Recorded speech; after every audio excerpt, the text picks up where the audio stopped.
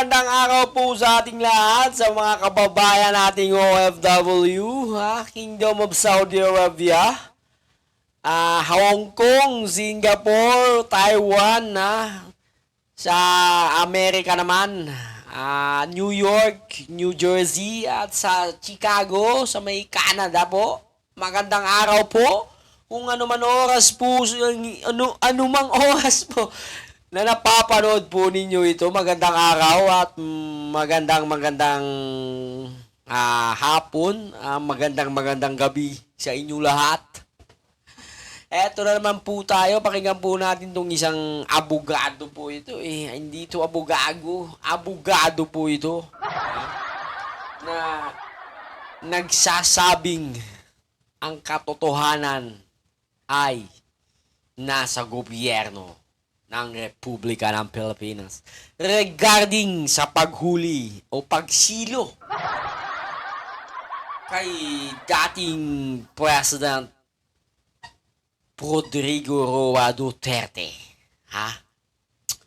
Pakinggan natin to, mga bossing. Hello, pakinggan.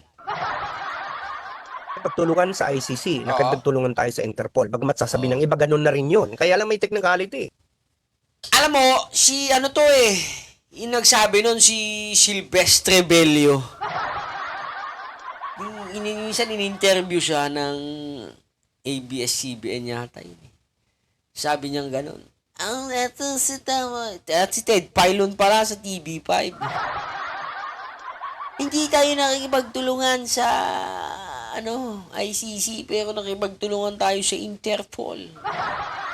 Yun ang hindi nakita ni Panelo at ni Duterte nung tinanggal nila yung membership natin sa ICC. Diba? Yan tayo kay President Duterte. Napaligiran siya ng mga bopols. Bopols ng mga abogado. Pinalilibutan ka na ng mga mayayabang na talpulanong abogado. Yung isang provision na yun, yung isang ginawa mong, yung ginawa mong, action mo ba? Yung action na ginawa mo, isa lang yun yung action mo, nung araw na yun, nung week na yon, may butas pala. Hindi mo naisip na may Interpol. Paano na lang kung halimbawa naglabas ng arrest warrant sa akin, di ba? Sino ang gagamitin nila? Hindi mo naisip international police. Sa bagay, wala ka namang napakulong o nalambat sa ibang bansa na fugitive dito Wala naman Kaya hindi mo naisip yung Interpol. Hindi mo naisip na member tayo ng Interpol. Hindi man lang sinabi ng kalbo mong bata sa PNP noon. Hindi tayo nagmumura. Hindi man lang niya naisip, siguro, sa dinami-dami na rin ang gusto niyang ikitil, dahil yun ang nasa isip niyo nung mga panahon ninyo Kitil. Kill, di ba? Kill.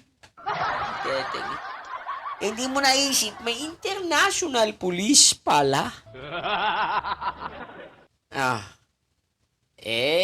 Nasaan tayo ngayon?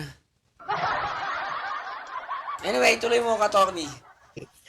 Eto, kasalanan din naman ng Duterte administration kasi tayo sumali pa rin. Hindi ba nila nakita ng Interpol pwedeng gamitin ng ICC para mag-aresta? At kung tayo umalis... Hindi nila kasalanan, Attorney. Hindi nila kasalanan na sumali tayo or what.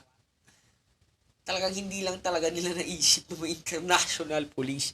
Kasi wala naman po silang nalambat na fugitive sa ibang bansa na kababayan natin. Isa ng balita na merong fugitive na nalambat na ginamit ang Interpol. Saan? 'Di ba? Wala. Meron ba kayong alam? Comment nyo nga. Wala.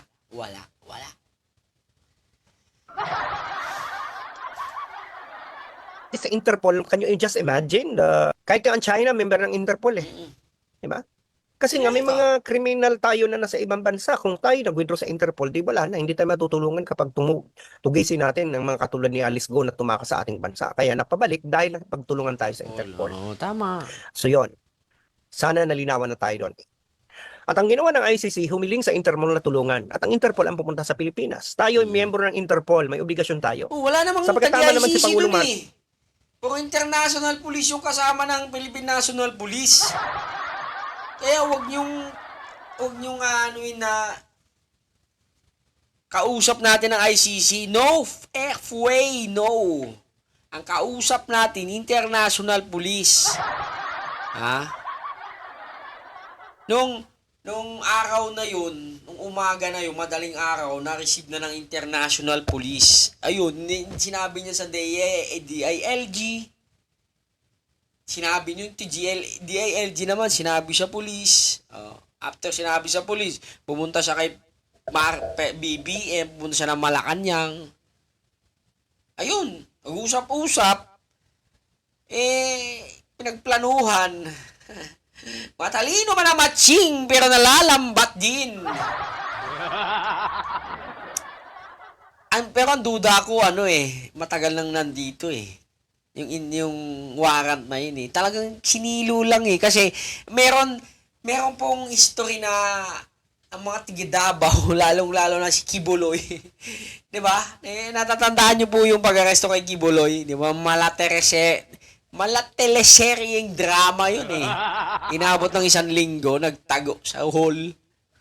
Di ba? Ay malay natin, merong si Duterte hanggang doon sa airport. Di ba malapit ang bahay niya sa airport? Meron siyang tunnel doon, tago sa airport. Makikita doon, bigla-bigla na lang may lumilipad na helicopter. Yung pala, matakas na.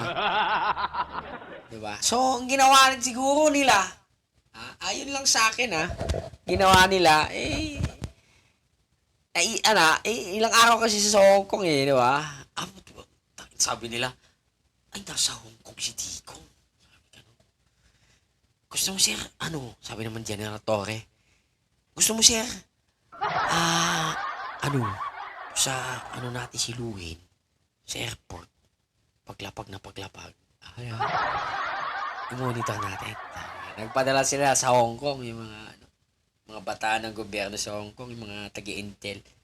Punta sila sa Hong Kong, di ba? Ay, boss, pauwi na sila ngayon, boss. Lambatin nyo, di ba? Nabalita na yan umugong-ugong lang. Tapos nung lately, ilang oras na lang, doon na in-announce. Nasa aeroplano na si Duterte noon. Hindi mo na mapapabalik yon. Ayun. Yun ang history. Lambat agad. Silo agad ba? Silo.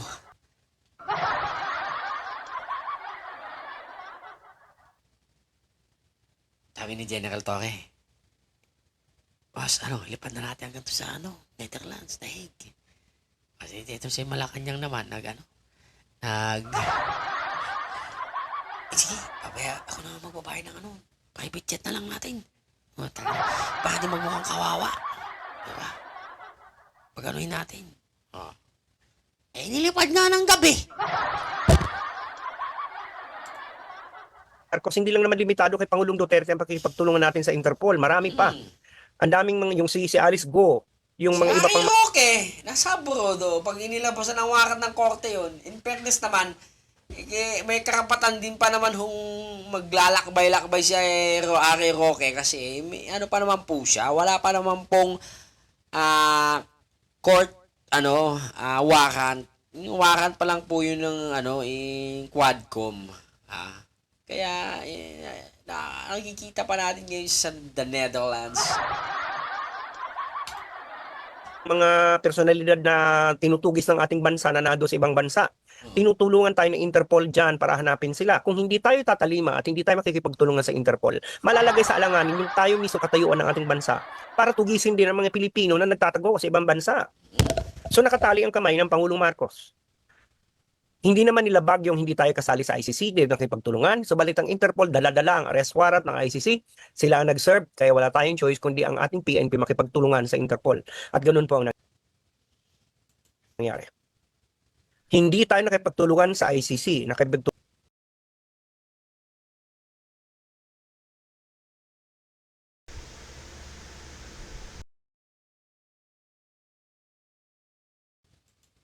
tayo sa Interpol. Bagamat sa Diba? Tahimik.